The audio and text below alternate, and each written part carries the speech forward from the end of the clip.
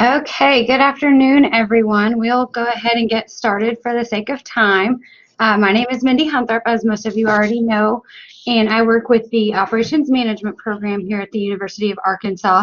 Just want to remind all of you that this series is presented by the 3-degree programs that you see on the screen here. So we've got an online Master of Science in Engineering, we've got one in Engineering Management, and we have one in Operations Management. So with that, I will tell you a little bit more about today's presenter. So Dr. Chase Rainwater is the director of the J.B. Hunt Innovation Center of Excellence, and he's the co-director of the Arkansas Security Research and Education Institute. His research interests include supply chain optimization, large-scale algorithm design, and information security. He's an active member of the Institute for Operations Research and Management Sciences and the Institute for Industrial and Systems Engineers. He frequently contributes to STEM initiatives for K-12 students in the Northwest Arkansas area, which is wonderful. He was recently presented with the 2017-2018 Dean's Award of Excellence Collaborative Faculty Research Award for the College of Engineering.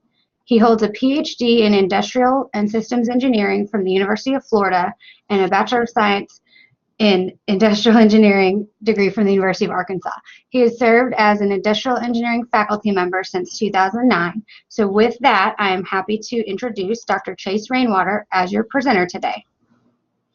All right, thank you very much, Mindy. Good afternoon to everyone. I appreciate you taking the time of your lunch to attend today's seminar. I'm excited this is my first seminar in the program, but I've heard nothing but great things about them, so I'm happy to join the ranks of those that have contributed. Today we're going to talk about artificial intelligence in business. My intention is to keep it at a relatively high level with focus on business and some of the experience that I'm seeing specifically in Northwest Arkansas with respect to artificial intelligence and its growth. With that, we'll get started. You've given me enough and promised me I could stop sharing my camera as soon as I wanted to, so I'm going to go ahead and do that. But let's kind of to lead off to set first few slides here to kind of set the table, because artificial intelligence has a lot of meanings to a lot of different people. And the way I divide up AI is to talk about 4 different types: the reactive machines, limited memory, theory of mind, and self-awareness artificial intelligence frameworks. Reactive machines and limited memory are probably things that you're familiar with. If you've seen any of the documentaries or watched on Jeopardy, Deep Blue, and some of IBM's machines, those machines that have been trained in artificial intelligence techniques to react to an adversary, whether it be in chess or in some kind of other game simulation, are reactive machines.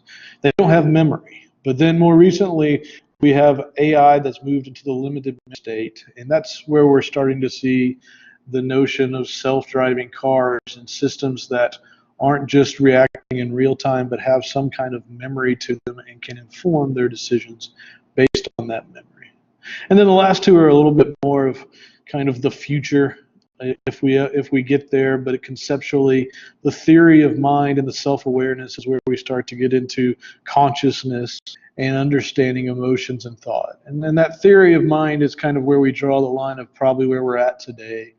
But the ability to appreciate objects in the world, to have thoughts and emotions impacting their behavior. We've seen a little bit of that with some of the artificial intelligence that's been on Twitter and other social media to try to interact with customers and understand their thoughts and their intentions. There's been some successes, more failures than successes, but that's where we're at. And then we're still a ways away from AI being self-aware and having consciousness. With that, let's see.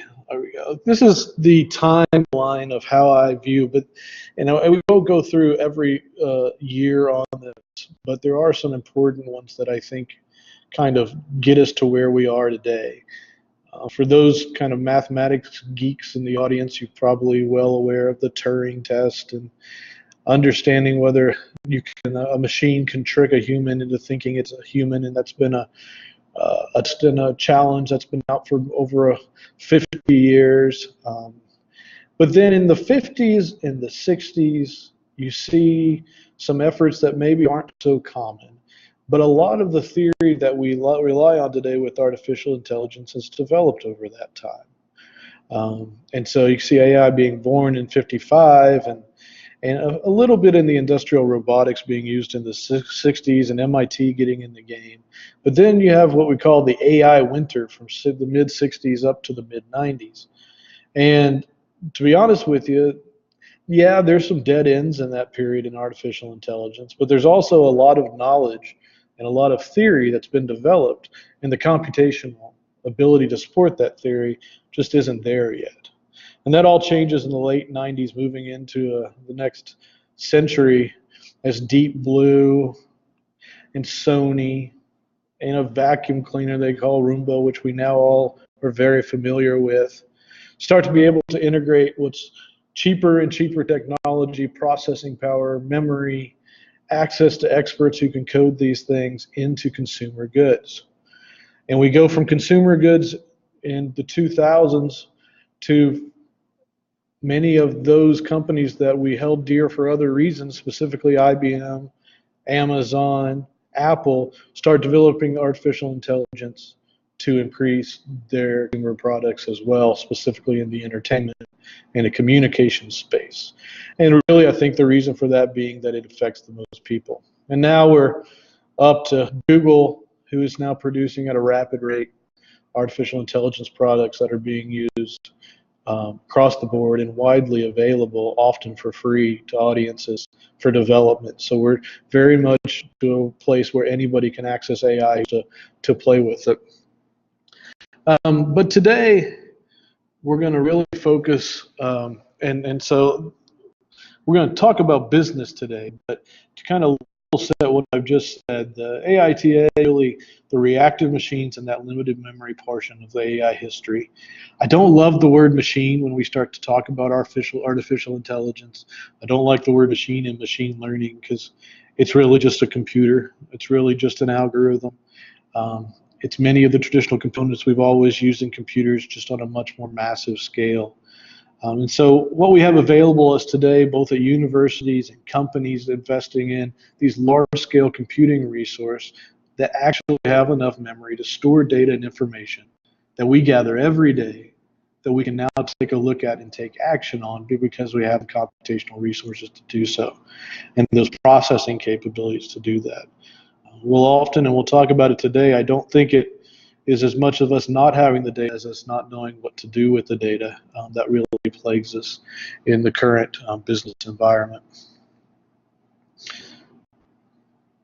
So some statistics, and this was all true as of when I was working on this presentation over the break. We'll get in 2019 statistics probably mid-year, but in terms of there's been some major survey organizations, and Forbes has as well, put together a survey of some of the main companies and are they using any kind of either predictive analytics or AI type technologies. And you'll see on this slide that a little over 50% of surveyed say they're using some kind of predictive analytics, whether that be forecasting, subtypes of regressions, or all the way forward to some of the concepts we'll talk about today, like neural nets. They thought the thinking was that would grow slightly by the end of 2018. So that would have been a 20% growth over about a 2-year period. But 61% of those companies that claim to be innovative are prioritizing the incorporation of the AI. And if you like a good article, I put a link in there, and you're welcome to see that. It's got a good piece of some of those statistics indicating that businesses are moving away from some of their traditional thinking and into the AI space. To give you a flavor, and I think this is important when you start to think about what you hear on the news and on our commercials versus what's going on. I know often when we think about artificial intelligence, we think about what we're hearing in terms of whether GM or Apple or Tesla are going to have the first self-driving car, or whether the manufacturing industry will be revolutionized with robotics, with artificial intelligence. And that's very true. But on this slide, I like this because it captures how broad artificial intelligence is impacting companies, and specifically in this case, startup companies. So you can see across the board, we're talking about not only the standard things that you're used to with voice interface, but healthcare, automating decisions both in terms of diagnosis and guidance. We have a lot of AI. We have AI work going on here at the University of Arkansas to predict disease growth, timing, understand when to intervene as well. Healthcare AI improving processes, understanding staffing needs. Security is huge. As we work with the national laboratories and the federal agencies, we start to see how AI is able to combat adversarial threats in the cyber domain. And that's something that we've seen filtered down all the way from the Department of Defense through our national labs to now our local goods here, local businesses in Arkansas. I was at a meeting just 2 weeks, I believe about 2 weeks ago, where many of the cyber leaders throughout the state were together, and many of the banks and financial institutions concerned about the security that impacts business operations.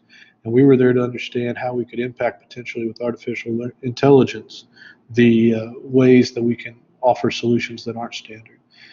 E-commerce is huge. We'll talk a lot more about that. But if you've been on Amazon, you know Amazon does a pretty decent job of suggesting things to you all through artificial intelligence. In traditional sales, understanding who our customers are, understanding their characteristics, mining their data, predicting their behaviors are all advantages that companies are now starting to be interested in, because that's what's going to set forth who's going to have access to those customers before anyone else. In terms of retail, and I put this in because of obviously here in Northwest Arkansas, we have Walmart is a key strategic partner as we work with them, and we talk to their employees, and they're instrumental in guiding some of what we do in terms of our curriculum and helping our students. And AI has a big role for retail today, and some are obvious and some are not. Obviously, the customer interaction online, it can be informed by artificial intelligence. Some of the things like forecasting demand. We have traditional things, seasonal forecasting models. We have traditional regression models, but we're looking to go beyond that. We're looking to understand exactly what information we have can tell us about what the future market's going to be. So if you think about perhaps not just Walmart, but any of the stores that are moving to online pickup or out of the store, you order online and pick up, understanding where those markets need to be. Can we use our existing customer information and how the brick and mortar data is being absorbed to produce predictions that aren't available from traditional forecasting models or regression type models to understand where the demand for online would be, where the demand for in-store pickup should be. How does that in fact impact where our placement of facilities, size of parking lots, number of workers, all traditional business decisions that can be informed by using the data of the past to inform the business decisions of the future. Some of the things we're not doing with AI in business that we should be, but the challenges are pretty steep, is making operational decisions. So if I go into retailer A and I'm back in the back warehouse or the temporary warehouse of that facility, there's obviously thousands of things going on, products, decisions, understanding stocking levels, understanding when stuff should move to the front of the house, understanding what the queuing links should be. So often when we sit down and look at those, businesses are driven to make those decisions either by traditional industrial engineering, operations management skills, but often off the cuff. And can we use data? Can we use decisions? Can we automate those decisions? That's stuff that is just, that we're at the forefront of moving AI into the operational domain. And I think there's some big opportunity there. So you've had a chance to look over here at this information graphic that really emphasizes some of the roles that AI plays. If you haven't experienced an Amazon Go store, that's a Amazon is obviously one of the foremost leaders in artificial intelligence in many ways. Robotics-wise, they've automated much of what their warehouse, separate from artificial intelligence. But they've also used artificial intelligence significantly in their new Amazon Go stores as it comes to camera and image recognition. So their goal in their Amazon Go stores is for consumers to be able to have an app to check in when they walk in the door, and then experience a checkout-free technology experience, so that sensors and cameras are tracking them, and as they add stuff to their cart, it is automatically added to their bill, which is automatically paid as they walk out the door.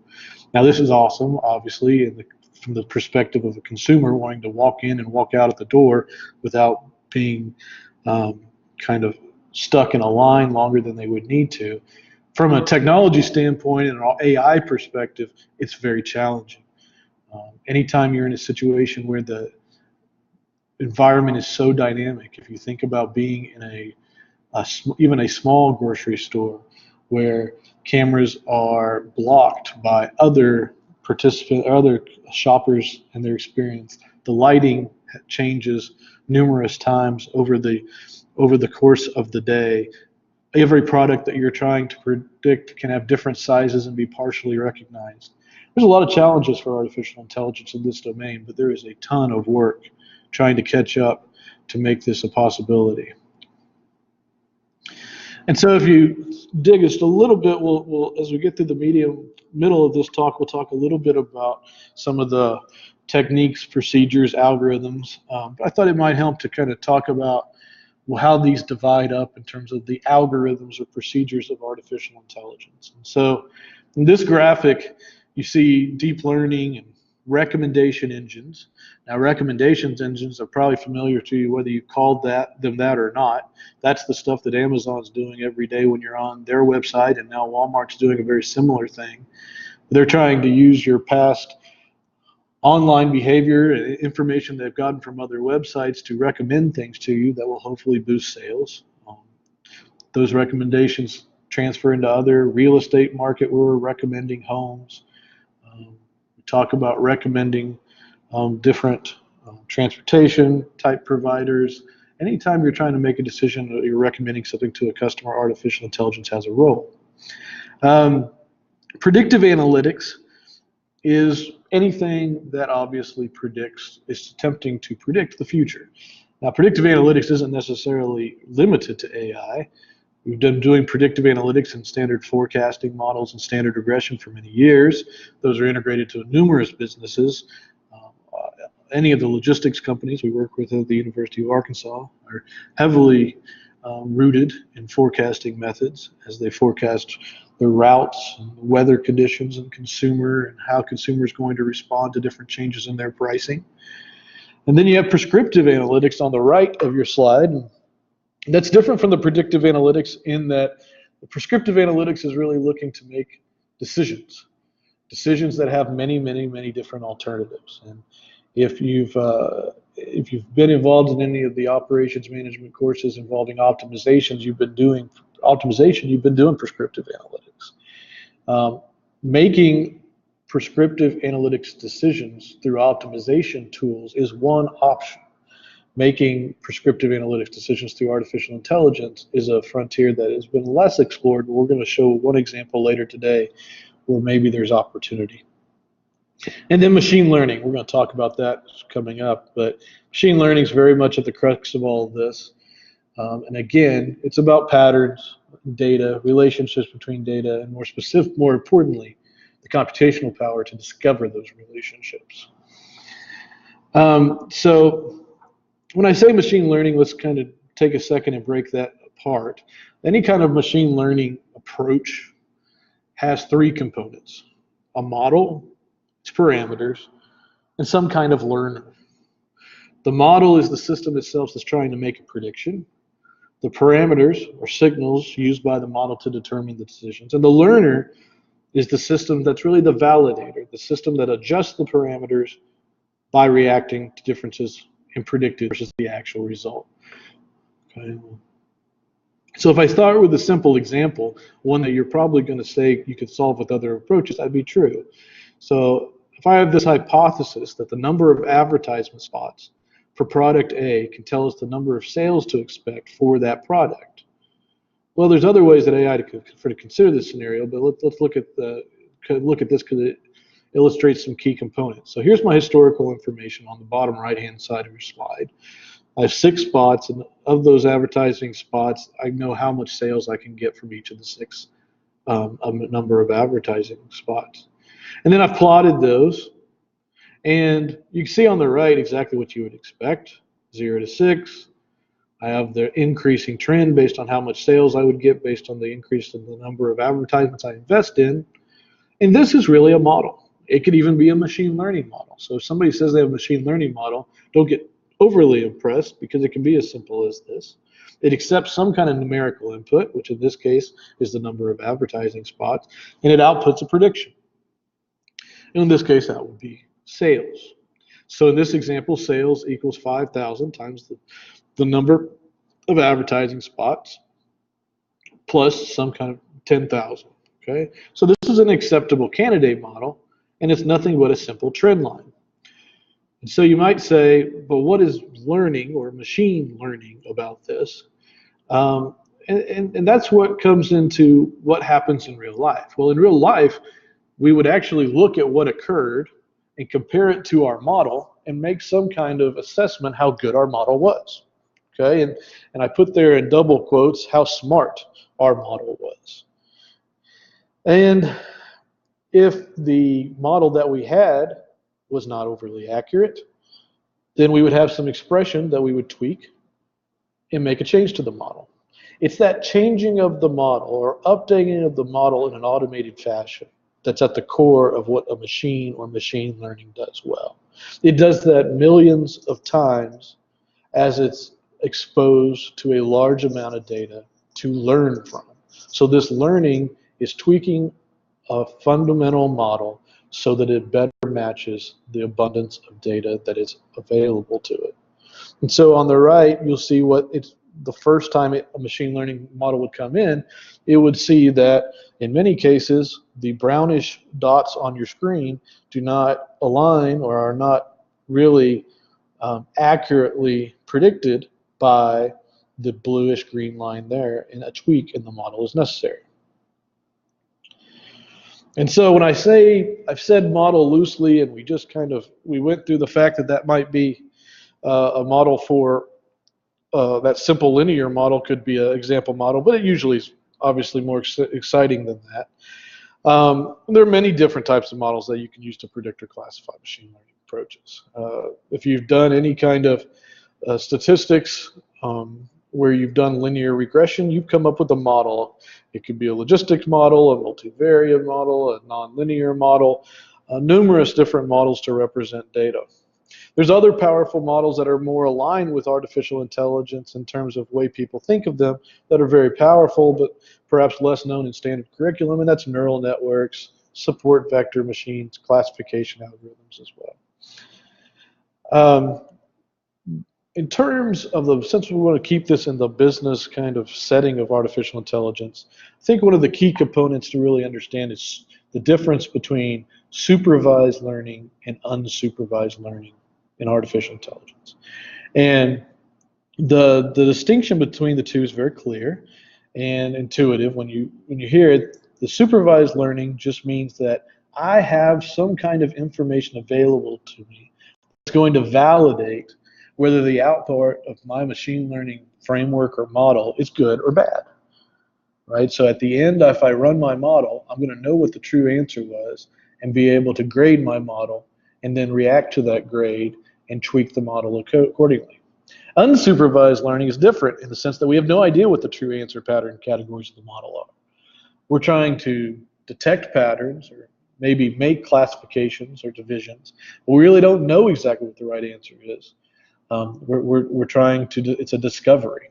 Supervised learning is more powerful often in business because we have years of historical data that we can go back and look at what the information was and then what decision we actually made and then what actually came of that decision and see if the model does a good job predicting that. And so that validation step with supervised learning is very important to business. Okay? So if we consider an example of how this actually works, let's say I'm a retailer that sells dresses in their merchandising department.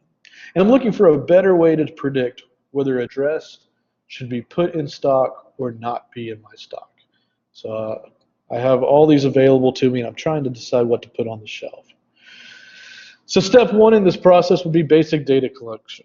So I'm looking for information that influences a decision, and then the true outcome of what actually happened. In this case, the variables or the factors considered in our neural network would be the style, the price, the rating, the size, the season, and so forth of the actual factors in the variables of the actual dresses. And what I want the model to tell me is whether to recommend to put it on the shelf or not to put it on the shelf. I only want to put things on there that are going to be actually things that sell. So how do I do this? Which model fits our scenario the best? Well, that depends. We've got all these things available to us: Gaussian regression, regression trees, SVMs, linear regression. The good news is any standard software that has AI built into it, if you're familiar with basic MATLAB, R, a number of open source products, you don't have to be an expert on all these models. The software that is provided in modern day is very black box and evaluates a number of models to find the best fit for you. And so as businesses, I think that's one of the reasons that businesses are being more open to looking at this type of technology, because it is more accessible across the company. And then there's the training, and this is where I say the magic input actually happens. So the computer, without getting technical, the calculus, the computer will implement a gradient ascent to determine the best weights for the model, and it'll keep tweaking those numerous times until the predictions are doing a good job of matching what's actually happened. And so there's a lot of different ways that can happen with regression and a number of other techniques, but another model that is often used, and you've probably heard of it, is the neural network. And I think one of the reasons why it's often something that's kind of exciting to people is because it does relate to our anatomy and represents in some ways the brain. So the reason why it's called a neural network is that the concept of the model of a neural network is one in which each neuron receives inputs from other neurons, just like what happens in the brain. And a few neurons are also connected to so-called receptors. The effect of each input line on the neuron is controlled by a synaptic weight. Now, when we get to talking more about the machine learning, that synaptic weight in the modeling sense is something that is a parameter for the machine learning to tune and make better relationships.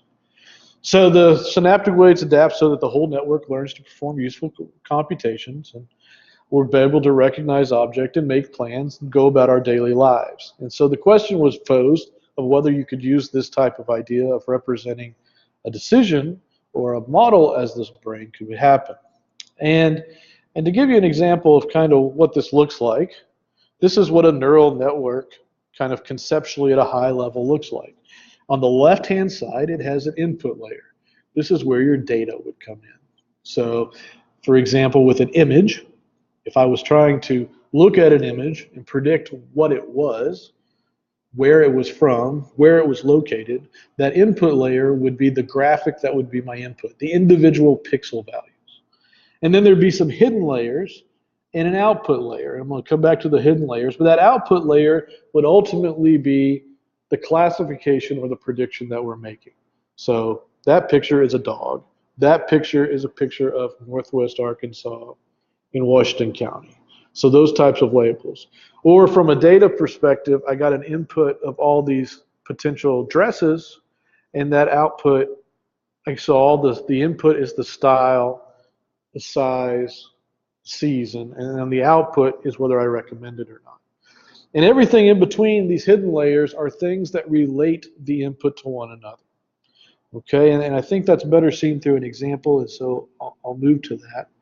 And so let's talk about neural network by example in a very brief way. One of the common problems that is used when you talk about neural networks is recognition, handwriting recognition, and you might say, well, this isn't that applicable to business, but actually, when you talk about the Amazon example, this image recognition with machine learning is exactly what they're doing in the stores. If you're talking about a self-checkout where you're trying to understand whether there's any deceit happening by the customer when they're self-checking out, this is exactly what's happening with the artificial intelligence in that section as well. So in this, if you look at this 6-digit sample here that I put on this slide, we try to be using a neural network to understand what each character is. And so if I start with a single digit, the 5 in this case, how can we figure out if this 28 by 28 pixel image is a 5? Right? And so my argument would be that if you take the neural network on the right, that is sufficient for us to make a classification of any single character or numeric value and classify it into some possible categories. And the reason why this is true is on the left we have 784 neurons. The way I got 784 is that I took a 28 by 28 pixel image, and if you multiply 28 by 28, you'll get 784. And so I take the raw pixel value from each of the value from each of those pixels, and those are the inputs on my left. And then if you look at the output layer, I have 10 different outputs. And that's because the output of what I'm looking at is some digit between 0 and 9. And then the hidden layers, I have 15 of them up there. And you might say, well, what the heck do you make the hidden layers? And I would argue here on this slide that our hidden layers could actually be these partial pixel, or these partial images. And the reason being is if I have little individualized little segments here, bringing these segments and understanding how they relate to one another, these little individual segments come together in a weighted fashion to actually produce an integer value. And the strength of the relationships between the individual segments tells all we need to know. So that's what makes our hidden layer. And they've shown that by using the neurons and the weighted neurons and tweaking these models over and over, that you can get 99.8% accuracy with this type of recognition. So that's recognition. The other one's classification. And so this happens when I'm trying to classify customers, for example. So I tried to, in keeping in the business category, so imagine an example where we have this grocery customer characterization. So in this case, I want to cluster these customers. So I want to understand how my customer base can separate into different regions or different clusters so I can target them differently from a business standpoint. So in clustering, relationships between the retail, the vendor, the customer, and the product information often reveal trends that lead to improved business strategies. So let's say we have some sales information from the following categories. We got the channel, we got the region, we know whether it's fresh, whether it's milk, whether it's frozen, whether it's detergents, and we know whether it's delicatessen. On the outside, I'm just looking at a spreadsheet with tons of these values. I don't know if there's any relationship between these values. And there's no button in Excel that I can naturally push that's going to tell me if there's a relationship. This is where machine learning, AI, and classification really come in. And so I'm going to try to cluster. I'm not trying to make a prediction. I'm trying to group the data into, look at how the data relates to each other and see if I can break it apart into groups. Okay? So I'm not trying to match an outcome into the data. We're interested in whether there are quantitative relationships between the categories that may reveal customer shopping patterns, help with replenishment strategies, seasonality we haven't seen, or some kind of geographic influence. Now, and so what we get in this case is what we call neighbor weight plots. And those are the most telling because they tell us how far different pieces of our data are from one another in the network, and thus help us cluster those into individual regions. Now, the one issue from just a brief computational note, the issue you will have when you do analysis like this, if you look at the image on the bottom right hand of your screen, you have a situation where you have these 6 factors. Now, if I include all 6 factors in my model, I am greatly increasing the computational complexity. And you can imagine these 6 factors being hundreds of factors in some business scenarios. And so principal components analysis that included machine learning allows us to identify which components are contributing to the variance in the data that we're seeing. On this image, you see the contribution of variance from each of the 6 factors, with factor 1 being the left cluster of bars all the way to factor 6 being the right. In this case, that's fresh on the left all the way to the delicatessen on the right. And you see at the top of the image what percentage of a variance in the data we're actually able to account for using these different factors.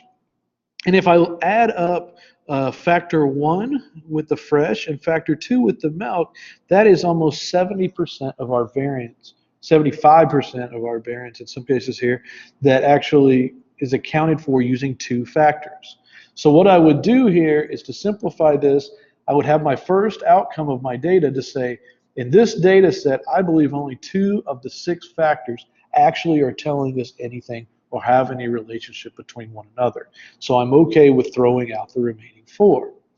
So when I throw out the remaining 4, I'm left with 2, and now I want to know, with these 2 dimensions, how can these be clustered? Well, this is actually a real data set where we took customers in a specific region of the country. I'll just say it's not in this region of the country. And in this case, we're able to identify, based on their spending patterns, 2 distinctly different clusters of our customers. And there was one group of our customers that was with respect to their dairy and their delicatessen. There were characteristics of these clusters that show that there are a set of customers who tend to spend well below what this company was seeing on average, and who spend slightly above this average, and that those 2 factors distinguish them from themselves considerably, and also distinguished how they actually shopped in the remainder of the store. So by targeting these 2 different customers, if you think of targeting these 2 different sets of consumers differently, we can make business and marketing decisions that we couldn't make before with just looking at a Excel worksheet. So as we kind of push forward here, I wanted to say, especially for those people that have done some of the quantitative classes in the programs that Mindy mentioned earlier, it is not true that all decision problems are going to be necessarily conquered by artificial intelligence. In fact, many of them are already conquered by the optimization and simulation that you've seen in some of your courses. I'll go even as far as saying that they don't even need AI in a lot of different cases, but some can. Okay, so let's get out of the world of prediction and everything for just 1 second, and I'll stop talking about neural nets and weights. And I want to talk about, this is actually from a company that I've interacted with in Europe. And the question, so they operate a facility, and it's a typical warehouse control situation. And in this warehouse, every day, all day, they are picking goods from the shelves. And so you see this warehouse and the aisles laid out, very traditional manner. And in terms of what the costs to the company are the lengths of the routes to do the picks, the number of workers to do the picks, and the time involved, and the efficiency. And so right now what happens is, they have kind of a set of guidelines that tell them which operator, which forklift, and which route to use. And it's best practices is what's necessarily being used. And so they ask the question of, does machine learning make sense here? Because there's nothing really to predict. Well, it turns out the machine learning actually does have quite a place in this context. And what I mean by that is, what this company has done is, instead of predicting like what consumer demand is or what that image is going to look like, what they've done is they've taken historical information about what routes have been used in their warehouse, how much each route's cost, how much time each route's cost, and then they've gone and they've validated that on which of the routes did better, and then they use that information to actually predict which route they should use next in real time. And that kind of sounds far-fetched, and they only had about 3 or 4 years worth of data. But in doing that, I'm going to skip kind of ahead to this, there we go. So how they did it, they actually generated millions of random pick lists in their facility. Then they actually took and optimally, using some of the optimization, they gave each of those a label and said this is the best one for each one. Now they can't do that all the time because it takes too long to solve an optimization problem for every pick of every day. So they put this into a convolutional neural network and they said here's the optimal one that worked on this data. Now let's throw this at a situation on routes we've never seen before and see if it can learn from what we historically know to be quite good. And it turned out that the neural network in real time was able to predict the best route for millions of possible different picks within 0.89% of what was optimal from the test set. All right, so what that translated to is a real-time artificial intelligence decision system that was off by only 30 seconds for every hour, but did not take any human time to validate and required not the minutes to hours of optimization that was required before to come up with those routes. And so this is a very new avenue with artificial intelligence in the operational or the prescriptive domain. As I kind of wind down here, we'll talk about just a couple things. If you are interested in AI in business, I really urge you to not think that this is an expensive game to get into or your company to get into. I've worked with a number of the major players here in Northwest Arkansas over the last year to get some of these platforms installed or integrated, I should say. They install into their systems. And Google, TensorFlow, R, MATLAB, Microsoft's Azure project, the free Apache Spark, all of these are available to download. In fact, I have freshmen that are downloading these with no computer background and just going through the tutorials, and we're starting to try to use these for business problems. And so as I've worked with Walmart and I've worked with others in the area, just getting these introduced into the business place is something that's exciting to them and is really, really tangible, even if you don't have a computer science or a heavy statistics background. Some words of caution that I always try to bring up. Please remember, and I say this to companies all these times, that moving decisions to machines means that our security of computers is even more important. So even if we become even better at making machines competent, they are only good at the level in which they are secure.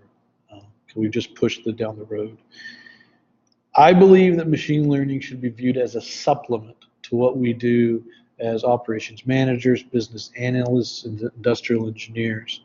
It is another input, it is a great input, it is a great resource, but nothing can replace the human oversight or the human intuition that can supplement this.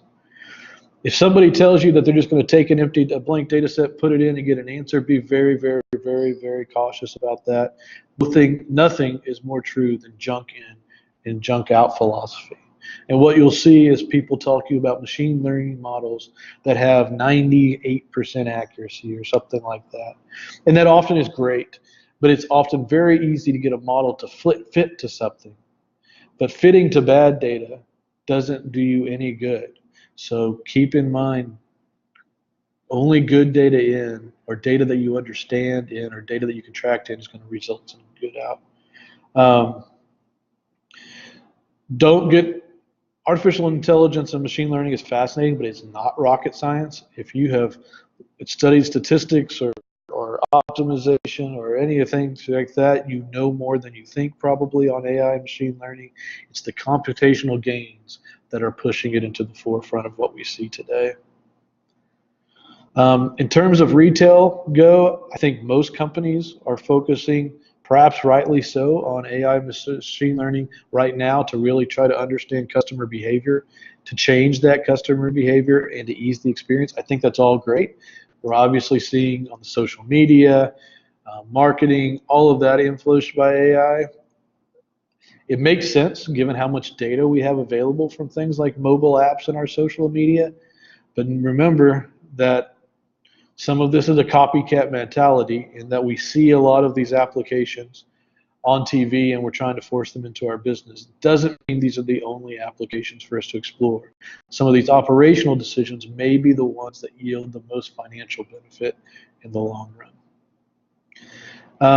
So like I said, we've yet to really give sufficient attention to how we can assist us with tasks and decisions for the we've been doing for years. I think really it's those problems that we think we know the answer to, that we think we've solved on a napkin, that maybe receive the most attention. So I always say when asked what problem should we be working on in AI or machine learning, my rule is if 10 years ago you were doing something with a rule of thumb, and then 3 years ago your boss told you suddenly need to be data driven on that problem, that's the candidate for AI and machine learning. Okay, so Mindy, I think I'm at 45 minutes, so I'm going to wrap up. All right, thank you, Dr. Rainwater, and that's perfect. So we're going to open it for questions now, and while we kind of wait, if you don't mind to just type your questions into the chat box, and it looks like we already kind of got a comment or a question there. So there is a question there for you, Dr. Rainwater, if you want to. Let me make sure I can see it. Oh, the question was, thanks for all the caveats. What did you mean by it's expensive to do this for your business? Sorry, I mean, you may have misunderstood it. I actually think it's inexpensive to get in for your business, at least from the side of the software involved to get involved. I apologize if I either misspoke or wasn't clear. I think it's inexpensive from a technology and software side. The only place it gets expensive is if those who are throwing a bunch of money to ramp up a specific department with personnel to do this. Then it can become expensive. But to be honest with you, I don't know that that's necessarily step one. What steps would a business take to develop a cost-benefit statement prior to starting AI? So I think that depends on the size of the company a little bit, but I think you gotta.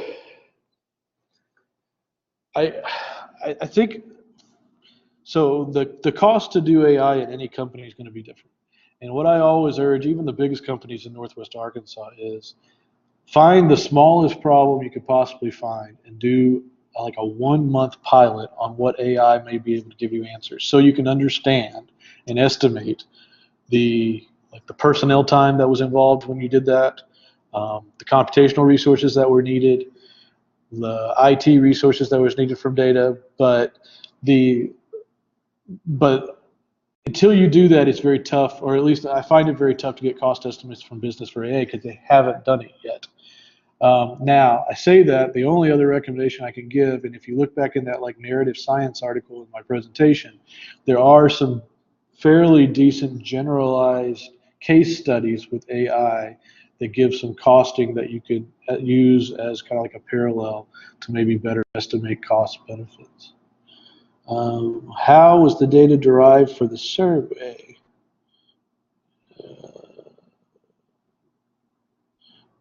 Here we go. Multiple. How was the data derived for the survey?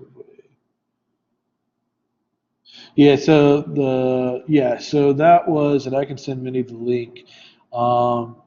That was a survey taken by the Narrative Science Group of the top 500 on the Forbes 500 list is where they took it, and I believe they you had to be.